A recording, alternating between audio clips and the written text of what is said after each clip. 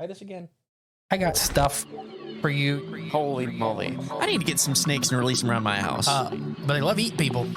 They love eating kids. These guys are the scientists of the supernatural, lecturers leaving lessons for inquiring laymen.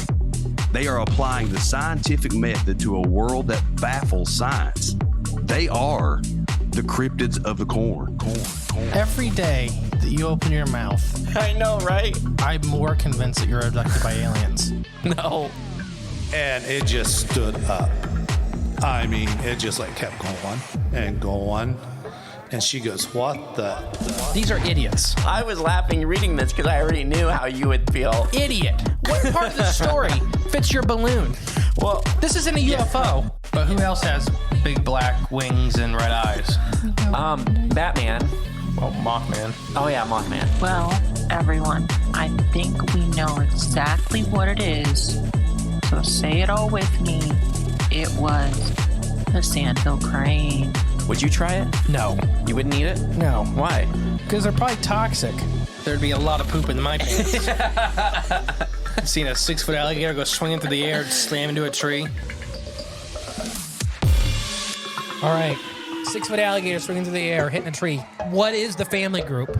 Oh gosh, is it like it's perhaps still a up? Sauria? Yeah, but it's just funny. Hopefully you guys enjoyed that episode. We found it fun. On Monday? Yeah. Yeah, that was fun. Yeah. I've had a pretty rough week, so Metazua. Metazua. Not a sponsor, but It was fun. it was fun. We'll play it for more. This one, we're going to use a little article by Cole Harold about the Millville Insanity Bird. Oh, I'm the great and powerful Mr.E. Yeah, I was gonna say I'm J-Clone67. I did not sleep last night due to anxiety and stress. Well, Something at least it wasn't diarrhea or something. I would have actually preferred that versus my brand new truck being broken and in the shop and it being $12,000 to fix. Potentially not. It should be. It should be covered. It should be covered, but that's for a different discussion. Fight for later On a different podcast. So this is by Cole Harold. He's written tons and tons of articles, done all kinds of stuff in this stuff. But this is one I've heard on the Cryptid podcast, and it's very it's a weird one. The Millville Insanity Bird. Okay. What do you picture when I say that? Where do you put it in the final biological tree? Oh, the Millville. It would be in Soria. Millville Insanity Bird. I mean, I don't even know what an insanity bird could be. I mean, we know the devil duck of doom. Is it in the duck family? It is. It is? No. Oh, darn it. That'd be cool. I don't know. So it was on a warm Friday, January of 1909, when Dan Passack, like literally Passack is his name. Possick? Passack, is that how you say it? Maybe. Yeah, because it almost sounds like Passack. Ew. Of Millville, would have an experience that he'd never forget. Dan was doing his outdoor chores on his property, certainly either smirking or fearing about the chance of encountering a bizarre monstrosity that has been making the rounds through the state. Because during this time, there was a flap, basically. In 1909, everything from like the Jersey Devil had a flap to the weird track waves. So this whole area had heard of some weird flying monster.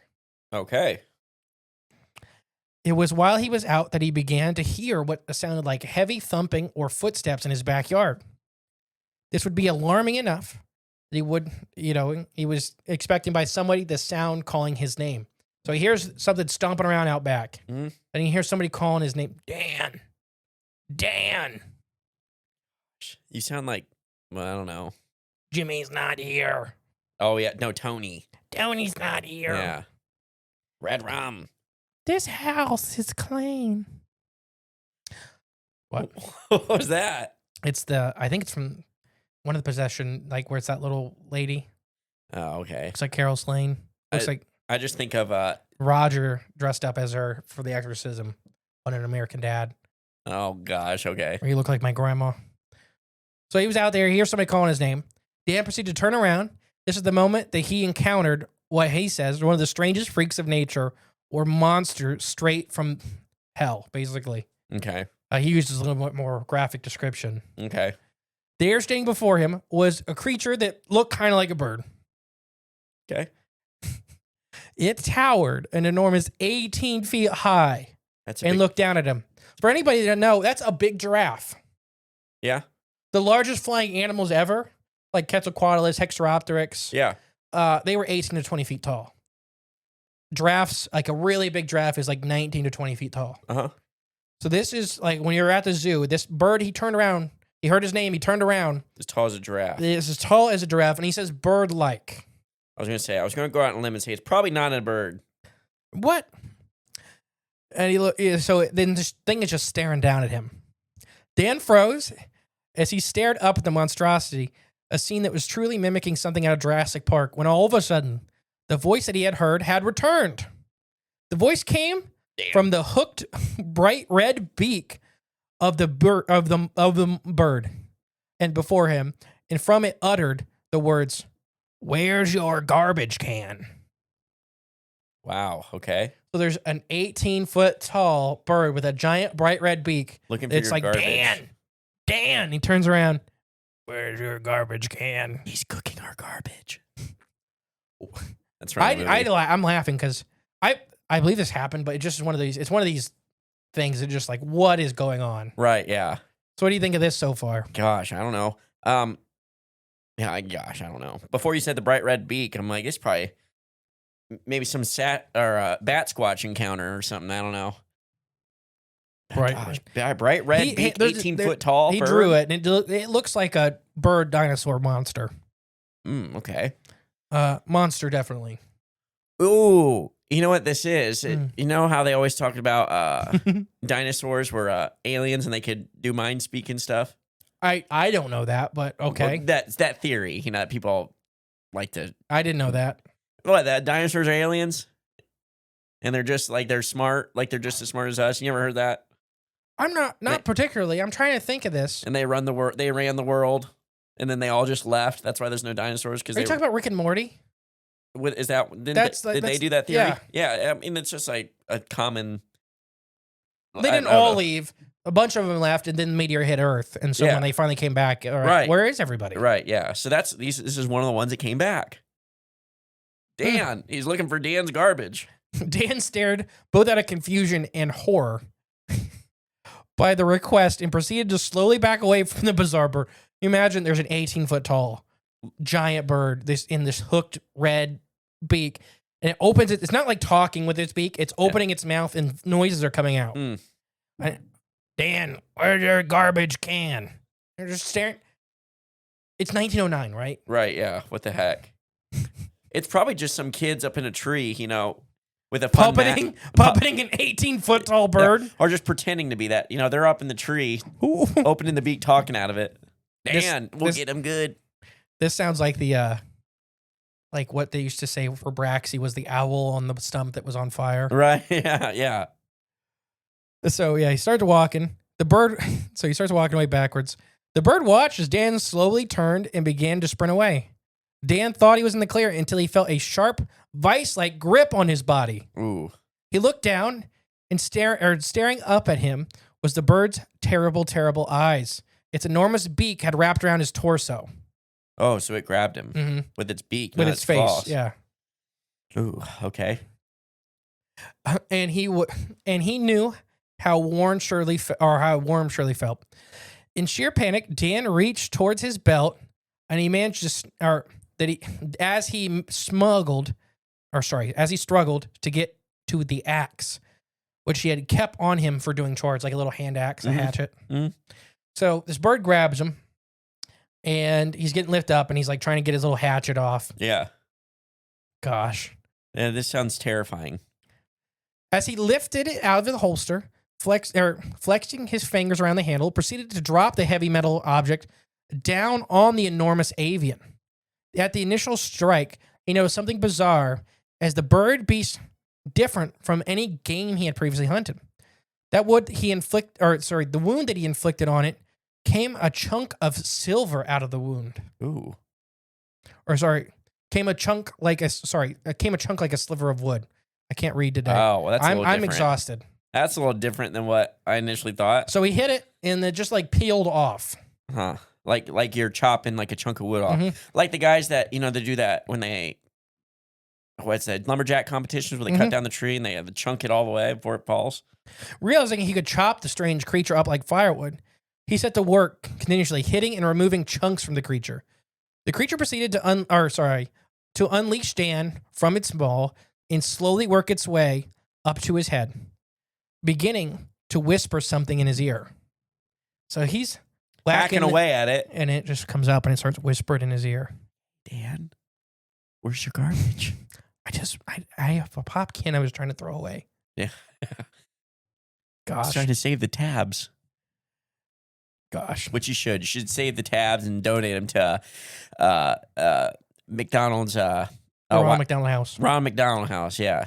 So what he whispered to Dan is still unknown to this day, yet enough to send Dan into a frenzy as he proceeded to drive the axe straight into the creature's face. So this monster lets him down as Dan's cutting chunks off it. He's whacking at it, and yeah. it whispers something into his face, and so he's just like, ah! It said, no one's ever going to believe you. No one's ever going to believe you. That is like, oh, there's all kinds of that, like Stevie Wonder, like when he can really see. Right, yeah. Somebody said that, like, no one's ever going to believe you. Yeah. I think Shaq told that story. He was on an elevator and Stevie Wonder said, hey, big man, and Shaq's like, I didn't say a word. How'd he know it was me? I'm going to guess like Shaq's cologne or something, because they lived in that building together for a while. Oh, okay. That's my thing, because there's also the thing with Stevie Wonder with the mic. Yeah. Where he caught that mic. Yeah. But I'm also assuming he heard it start to fall. Could be that. I mean, if you've been... And maybe he's I don't think he's fully, that's what I was gonna say. 1,000% blind. Yeah. I think he's not, he can't drive or nothing, but I think he Right. can still see, the lights. I don't know. Light Why are we mark. talking about Stevie Wonder? Because he's this creature. Isn't he lovely? Yet as known, Dan just shoved the axe into the creature's face. The creature unleashed a scream of pain, and as Dan whittled the axe out of the creature's head, it popped out one of the creature's eyes. Ooh. The creature backed away and seemed to have had enough of Dan and his axe. And as if the encounter couldn't get any stranger, the creature began to inhale deeply. It soon began to swell, and the body became rounder and more balloon-like, and soon began to float up above the ground like a malevolent Mary Poppins, and proceeded to float higher and higher out and away until Dan could no longer see the freak of nature.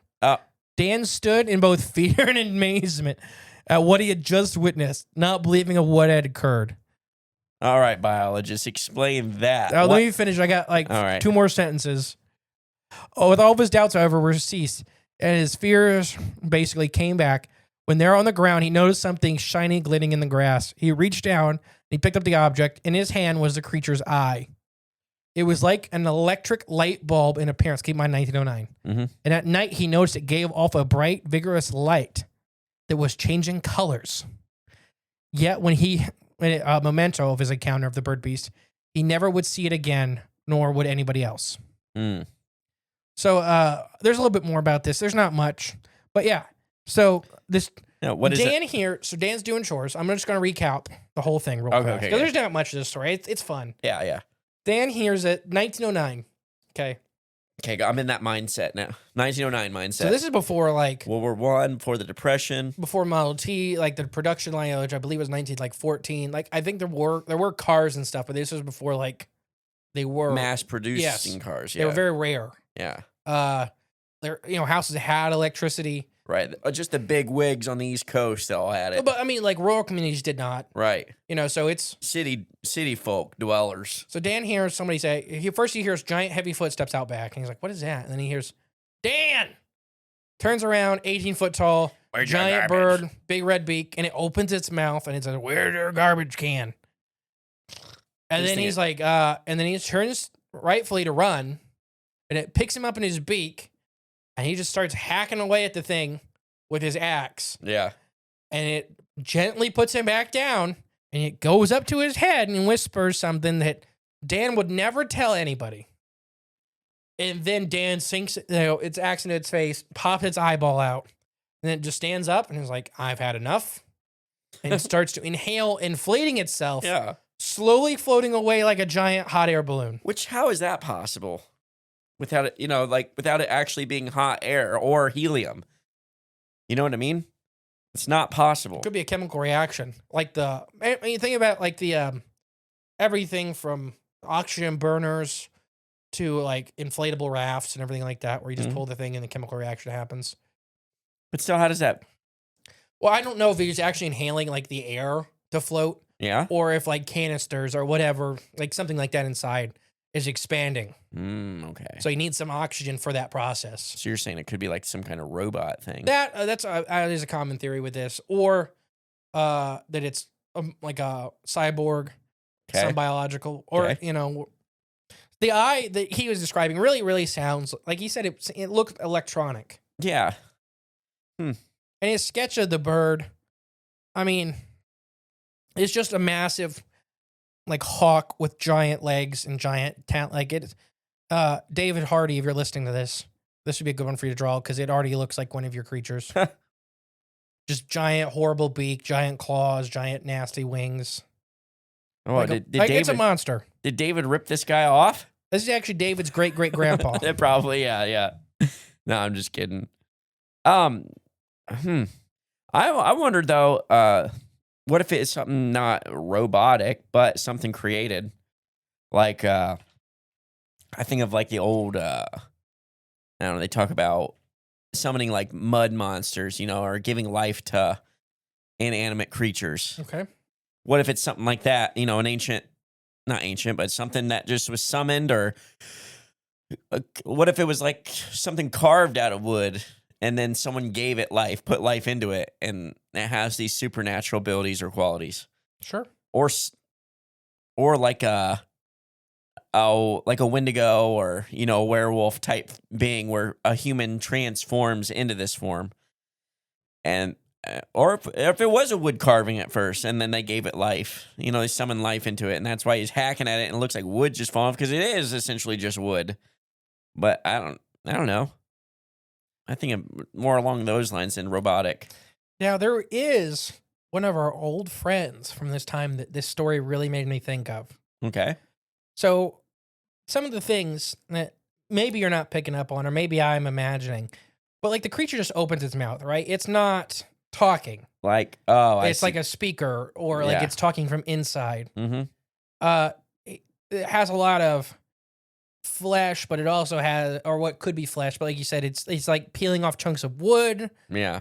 The eyes were lights or mechanical. Mm-hmm. He said that, it was a silver chunk of stuff in it. Like, a lot of this seems like that it is something inside wearing something else. Right, yeah.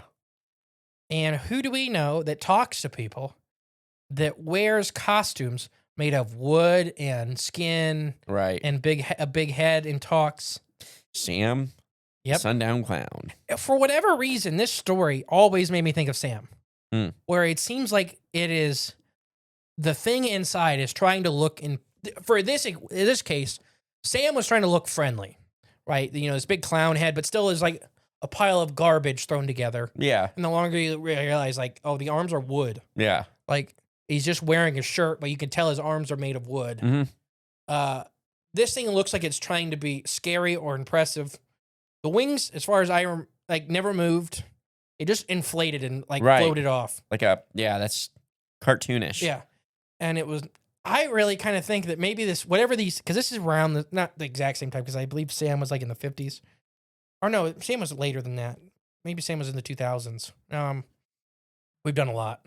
Oh, yeah. I mean, Sam was a Patreon season 1 episode. It's the second episode we've ever done on Patreon. Yeah. Third episode. So, that's quite a throwback.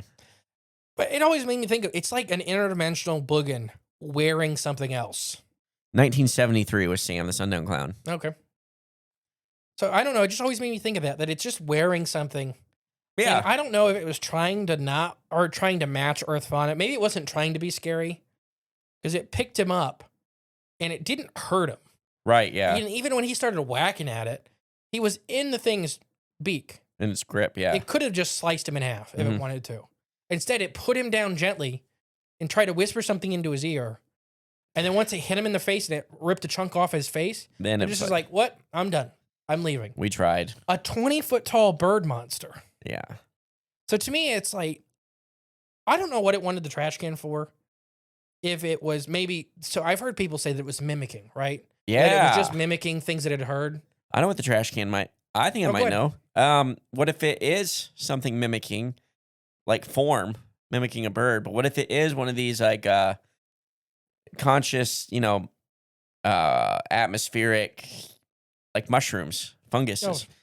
And why does it want garbage? Do you know? Nitrates. Nitrates.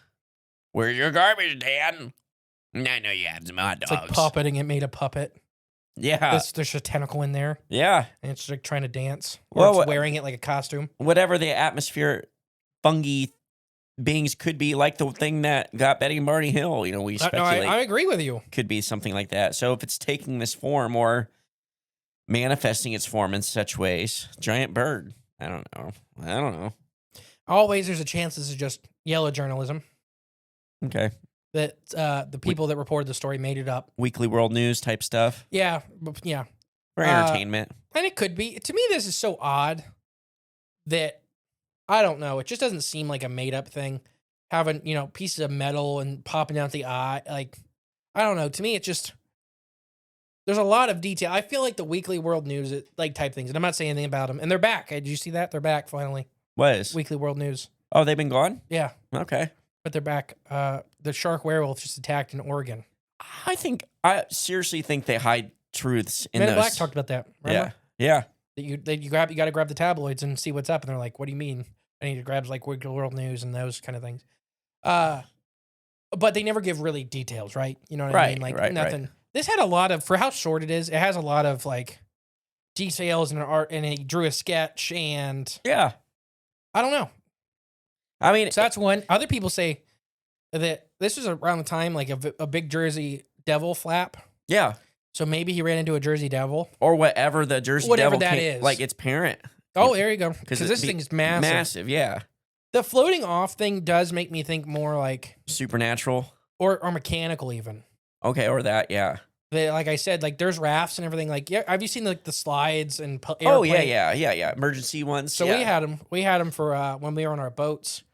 And they were activated by water, so they needed water as a part of the chemical reaction. Okay. So if they got water, they would just explode. Inflate and they got wet. Yeah. So I don't know if it's something like that. So more the sucking in could be using oxygen as a catalyst for a reaction, or maybe nitrogen, something in the atmosphere, where it's, expanding a different chemical in its chest. Yeah. And that it's like a puppet, like there's 4 or 5 things in there, or it's like we talked about with Sam, and I thought Sam was like the vines basically thing that they were talking about seeing, the little blue lines, that was Sam's actual body, like the nervous system essentially. Okay. Like a fungus or maybe a more like a slime mold, and it's inside and it makes a construct to walk around in. Right, yeah. It needs something. It needs some kind of physical because form. It's scared. Because remember, Sam talked about that. He was scared of humans. Right, Because they were very weak compared to humans. Right. So they wear these things to either be nonchalant or scary or to look humanoid enough from a distance to not be bothered. Right, yeah. But once you get up close, you realize, oh, it's just wearing like a suit, a Jack-in-the-Box head. Yeah. I think the inflatable thing makes me think more supernatural stuff. And I'm not saying it's not. I'm just like literally from a cartoon. That's what someone would do to get away. Yeah, just blow up and then they float off. This was actually Tom and Jerry. Maybe. Well, even if it was, like, that's pretty creative for somebody that's just, if it is yellow journalism, just a story. I could also see that too, because that's just a creative, I don't know, thought or idea to get away that way. So some people also compare this to like some witchcraft related creatures. I could see that. Yeah. Summon. Like Lalatrusa. Yeah. The bird woman beast. Yep. Because apparently that's not a skinwalker, but that's kind of like Skinwalker-esque. Some people said skinwalkers, that this is like wearing a costume, and that's why he could chip it off. Right, yeah. And we talked about that in Patreon a couple weeks ago, that like with the big black dog on the That Sherman shot. Ranch, and it just chunks of it are falling off. I don't know. I mean, it's just And it's so big is what's weird. Yeah, especially a bird this big. Because we talked about the big. Well, we talked about like the Thunderbirds. Even Daryl Sims talked about seeing one in Texas. Mm-hmm. But I didn't even think about that actually. So a Thunderbird. Mm-hmm. Well, and yeah, okay. Let's explore so there that are some cultures that talk about Thunderbirds as that are intelligent. Like not that they're not intelligent. That they communicate with people. That they're beyond just a big bird. Yeah. It's more not godlike, but and like and then they even like little G godlike. Some of them transform into people to communicate with people. Yeah. Like skinwalkers, like werewolves, like other. So there's the Camp Shapeshifters Cryptid podcast. I think it's Camp Cryptid. Me and Emily used to listen a long time ago. Where they take real cryptids or legends or folklore and they do like a 30-minute story where they're in it, experiencing it or whatever. They're telling like a story around a campfire. Okay. So like Bat, Squatch, Thunderbird.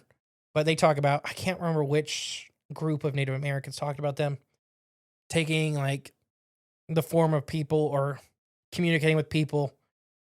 So it could be just a Thunderbird. And what if it is too, like Native American, like, they put all the animals on their totem poles, and I can't remember if the Thunderbird's on some of them, right?